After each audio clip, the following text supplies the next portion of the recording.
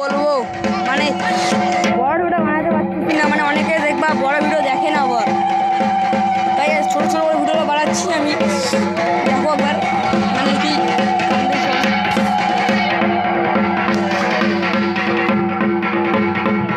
তোমাদেরকে হয়ে থাকলে কিন্তু কমেন্টে এসে বলে যাবা, তোমাদের যে হয় এগুলা কমেন্টে এসে বলবা।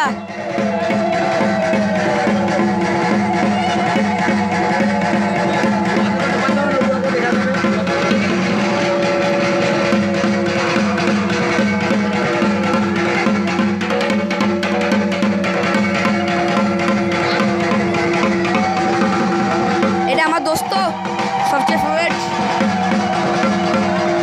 আমার থেকে সুন্দর।